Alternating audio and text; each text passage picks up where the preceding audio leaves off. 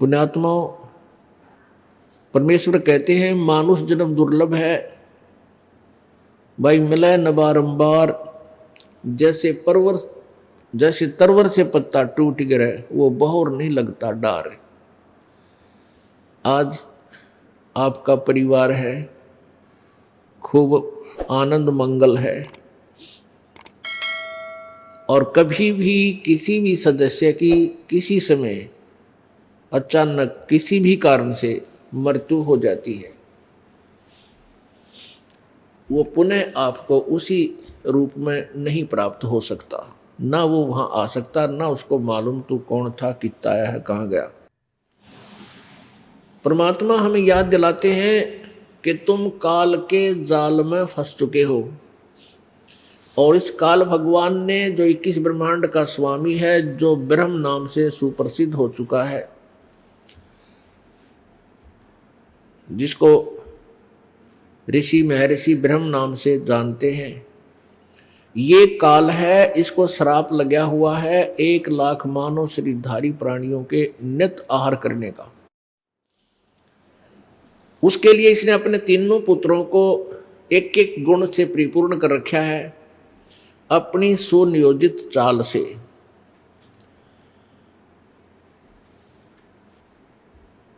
और इन तीनों पुत्रों के द्वारा ये संतानों उत्पत्ति, सतिथि और संहार करवा रहा है। ब्रह्मा जी रजगुण है, इनके अंदर ऐसा गुण भर दिया काल ने, समावेश कर दिया कि इनके शरीर के अंदर से निकल रही पावर शक्ति से प्रत्येक प्राणी संतानों उत्पत्ति करता है। ये विवश है प्राणी। पुण्यात्माओं, हमें अभी तक इस मार्ग का पता नहीं था, किसी ने हमें बताया नहीं। हम सभी एक गट्टे में जुड़ रहे थे, एक ही लाइन पर चल रहे थे। अब जैसे माता गर्भ धारण करती है, उस गर्भ के अंदर उसको के दौरान उसको कितनी परेशानियों का सामना करना पड़ता है, वही जान सकती है। और फिर भी संतानों उत्पत्ति करनी ही पड़ती है। और फिर उसके बाद इस काल भगवान ने अपने दूसरे पुत्र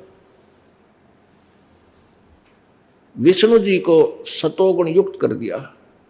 सतोगुण के प्रभाव से हम इस विष्णु जी से निकल रही शक्ति से, इस पावर से हम एक दूसरे को चाहते हैं, एक दूसरे में ममता बनती है, मोह उत्पन्न होता है, लगाव बनता है। इस मोह से दूर होना जीव के बस की बात नहीं।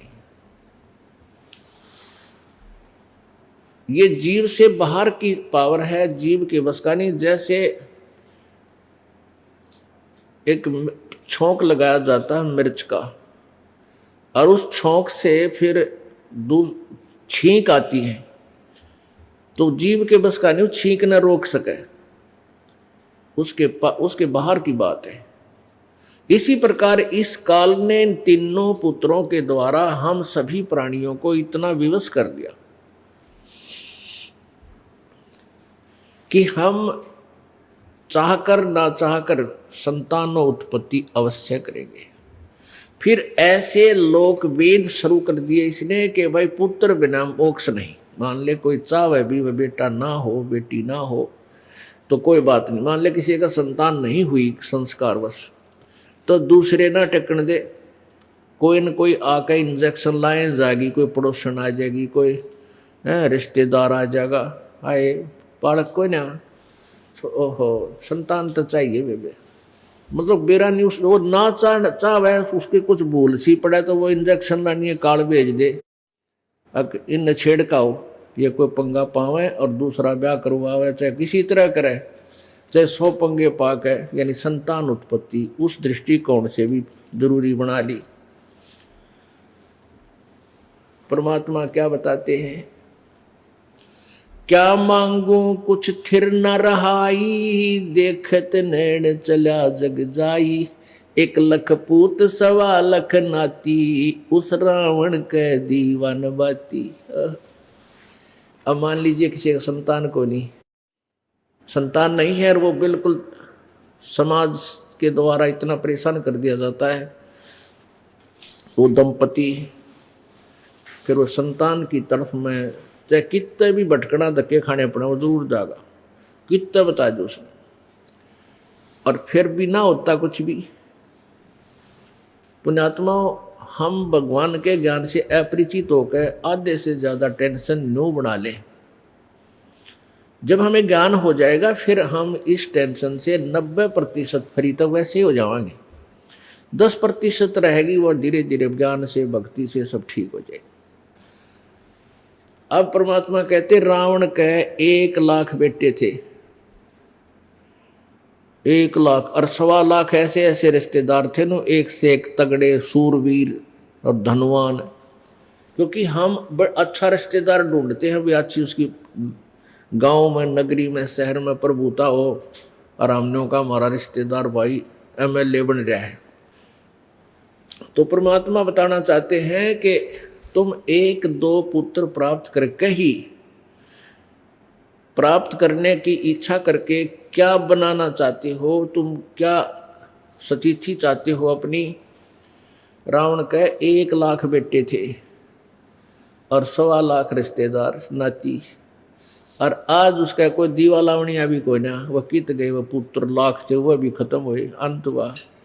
अब जिसे कर्म को कर्म रावण ने किए थे, आज उसी दृष्टिकोण से उसको जाना जा रहा है। तो पुण्यात्मा और परमात्मा हमें क्या याद दिलाना चाहते हैं कि ये काल भगवान का सुनियोजित जाल है, और इस जाल में तुम फंस चुके हो, और इससे निकलने की प्रयत्न भी सभी कर रहे हैं। जैसे प्रत्येक प्राणी मनुष्य शरीरधारी 1% तो हो सकता है जो बिल्कुल सीधे जड़ जूनी से आए हैं, वो भगवान नहीं चाहते, 2% होंगे पूरे विश्व में। अन्यथा परमात्मा को चाहने वाली आत्माओं की कभी नहीं, और कोई ना कोई वो साधना कर ही रहा है प्रभु की। अब फिर क्या है कि जैसे वो साधना कर रहे हैं अपने दंत लोकवेद के आधार से, और फिर जिनको ये ज्ञान हो जाता है परमात्मा के तत्व ज्ञान से कि हम काल के जाल में फंस चुके हैं, और फिर भी आप एक भरसक प्रयत्न नहीं करते, सावधानी नहीं बरतते, तो फिर भी उस भक्ति का कोई यूज नहीं, कोई लाभ नहीं।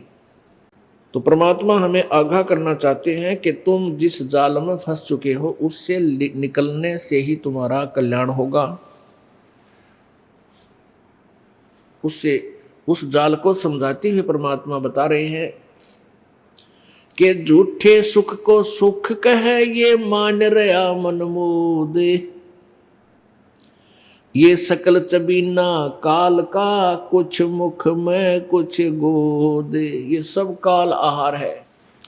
1 लाख